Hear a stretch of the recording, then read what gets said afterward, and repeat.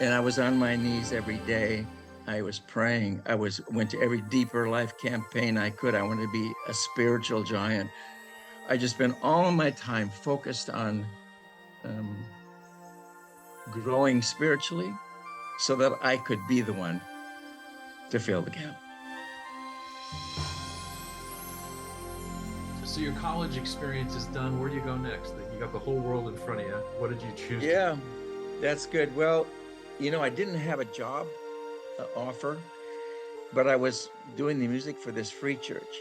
And it just so happened that they started a new Christian camp in northern Minnesota. And I'm a camp guy, right? I went to summer camp my whole life and I loved all kind of camping. And so I said, I can do the camp. And they said, well, we need a director for the whole summer, and all these different church groups are going to come and go and come and go, but we need somebody right there all the time running everything. So I'll be the one. So I did that. I don't think there was any pay to it. I don't remember. I mean, I got my food and room and board, and I was at a great camp, and I got to swim, and I was not only was I in charge of the music, but I was the lifeguard. I had all of it. so, so I did that summer. I guess that was 1959, actually, and then at the end of it, I still had no job. So my plan was just to go back to Lansing and start my master's program at Michigan State. I got a call from the new director of the Youth for Christ in Lansing, where I had grown up in that particular Youth for Christ. And he said, "Would you come and be our director?" He didn't even know that. I mean, when I knew him there, we both he was running the club thing, we were doing stuff, and I wasn't involved in any music. But I guess he heard that I had a music degree now, so I must be okay. He didn't have any clue that I could do it. But I said, "Well, how's the Youth for Christ doing?" He said, "Well," he said, "it kind of bombed out, and we have to start over." Oh, I said, "So this is my first new job, and I've got a degree here. What's my salary going to be?" And he paused and he said, well, we don't really have a salary for you at this point." And he said, "But if we can get the thing going, I think we'll have a salary." And I said, "Perfect, I'll take that." Because then there was no pressure for me. I could just go and do what I wanted to do. Nobody's paying me anyway. And I just happened to get a church job at the Wesleyan Methodist Church in Lansing for $100 a month. So, and I was working when I moved back to Lansing. So I'm doing the Youth for Christ, and theirs was every other Saturday, but they wanted vocal groups. So I was recruiting, some singers. It seemed like that's what I was doing now all the time now, is recruiting. So I recruited two different groups, one high school group and one college group. And I was selling monuments and markers for my dad to make a little money, and I was working at Michigan State getting my master's. I was a very busy boy. And so I was doing these vocal arrangements too. And so it started to work, and then that year, then during the year, the high school group I had was pretty good. I called them the top 20, by the way. top And 20? Youth for Christ had this big convention at Winona Lake. I mean, like 10,000 kids would come, and it was huge. Indiana, right? Yeah. And people came out of that. I mean, Ralph Carmichael was the director of music that coming summer, and Phil Driscoll was in the trumpet competition, and some of the big guys who became president of Benson. I forget the guy's name now, but we were all young and we were all coming in here and we're doing our first stuff, And me, it was the choir. So I took the Lansing High School choir down there, and we won that competition. So we were number one um, in the nation. And so I came home feeling pretty good, and the rally was bounding up, and so now they were going to pay me $80 a month. So I was feeling pretty good. $80 there, $100 here. It was working. I don't know. And the arrangements that I was doing were songs that that name Thurlow Spur. Yeah. Thurlow Spur and the Spurlows were a big deal at that time. And Thurlow was president, or I mean, he was the head of music for Youth for Christ International out of Wheaton. And he knew about that I won the choir competition. He knew that we were doing arrangements of his songs. And so he called me, said, I'm going to come up and see what you're doing. So he came up and visited, saw the groups, listened to the rehearsal.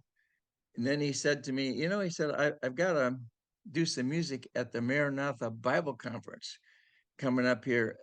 He said, can you be in my group? And I said, what do you want me to do? And he said, well, you play the bass. He said, you played all the instruments when you'll be getting your degree, right? I said, yeah, but I only learned how to play a scale and everything. But he said, get yourself a string bass. They're not so hard to play. So I said, how much time do he said, well, he gave me the date. And so I said, okay, I'll figure this out. So I took my car, drove down to Chicago, went to some music stores, and I bought this beat up, dead old string bass. Great big thing, I brought it home. I figured it out, boom, boom, boom, 1 5, all that. And so I thought, well, okay, I can do this. So I showed up at the Maranatha Bible Conference and I played bass in that group that summer for that week for Thurlow. Crazy, crazy. That I don't know what happened to that bass, but I'm sure I must have thrown it away. I do not remember. So anyway, now now the Youth of Christ is starting to go pretty good. And Thurlow and I are starting to become friends. And so along about December of that year, he is 1961. He comes to me and says, I'd like to have you go on the road with me with the Spurlows. I said, well, what would you want me to do? I'm not going to be singing for you. He said, no, no, no. He said, I want you to write the arrangements and produce the show and be my assistant. And I said, that sounds good. What's the salary, by the way? And he said, oh, there's no salary. And I said, okay, perfect. I love that. I'm always taking these jobs, never making any money. So I said, let's do it. So I let the Youth for Christ people know that I had to leave. They were not happy. But come January 1962, got in a car and drove to Chicago with some friends that I recruited to go on that tour with him. And going into Chicago, we were in a convertible, and the guy who owned the convertible was not driving. One of the other kids was driving. I was in the back seat with the luggage. All the suitcases and me were in the back seat. And this particular convertible was a Pontiac, started to slip on the freeway. And this guy overcompensated because he never had a power steering. And suddenly we were going choo, choo, choo, in the middle of the freeway, in Wow. the rain, in Chicago. And all of a sudden, boom, boom, boom. And it's over. And I'm standing on the roof of the car. And I look kind of between the seats, and there's nobody in the car. I'm the only one left in the car. And then I heard some grumbling outside and some moans. And then I heard somebody yell, "Where's Cam?" And I rolled the window down and I stuck my head out, said, "I'm fine, I'm in here." And I had pushed my hands against the seats, Yeah. and there was no seatbelt. That kept me solid. But of course, there's been so many things like that in my life where God has kept me alive. I know that the angels were all around. Somebody was assigned to me that day, and it has been my whole life. So we don't want to talk about all the different times I should not be here, but I am here Wow. because God still has things for me to do. And I know that's the only reason. So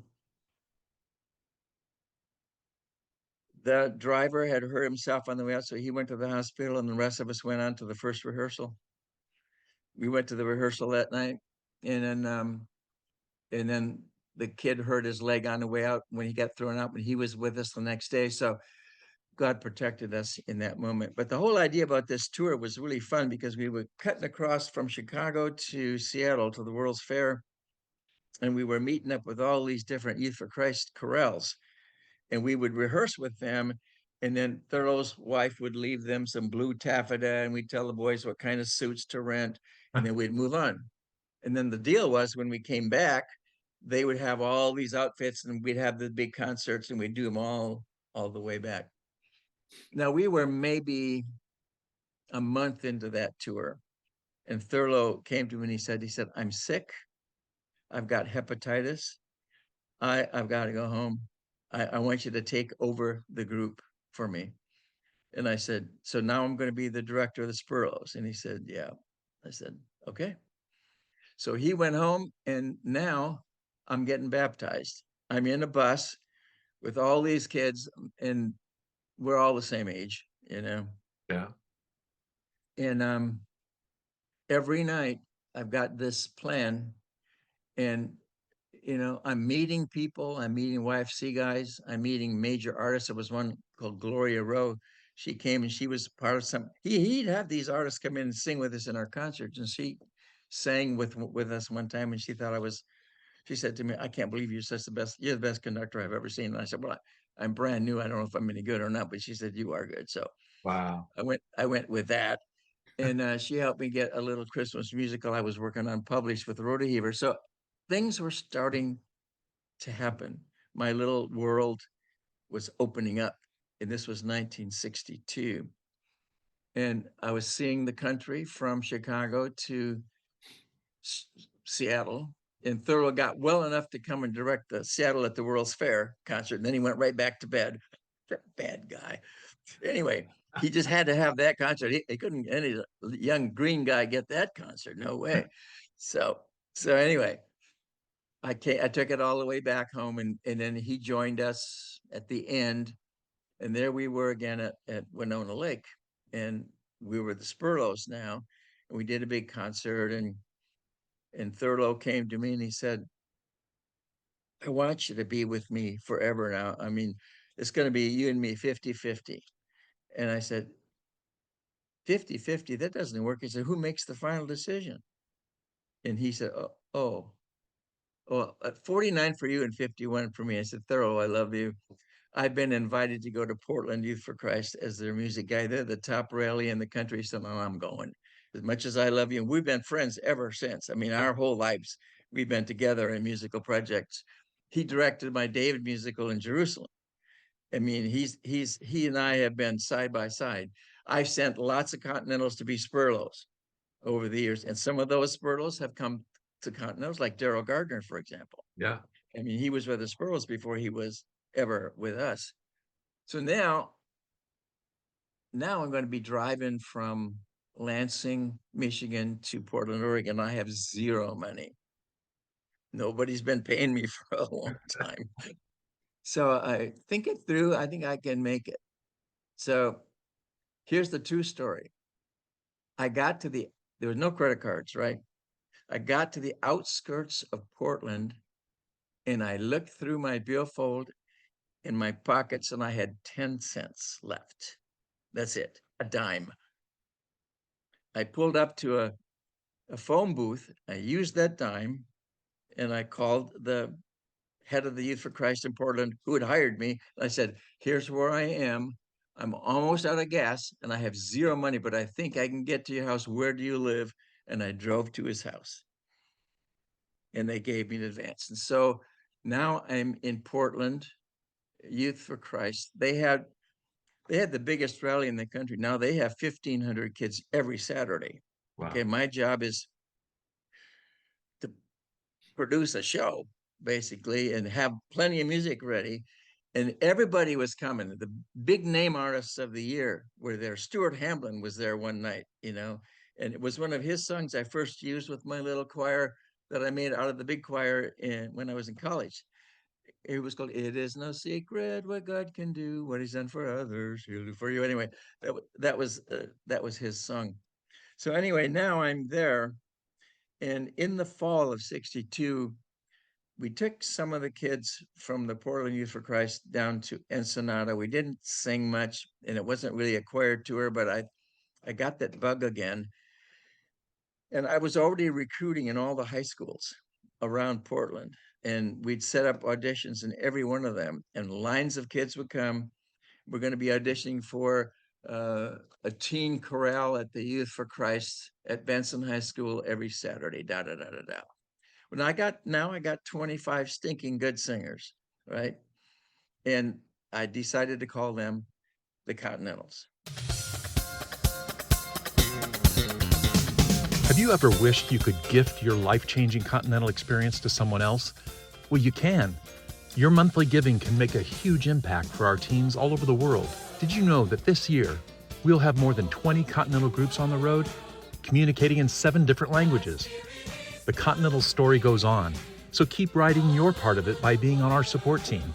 And our groups will say, thank you, in 7 different languages.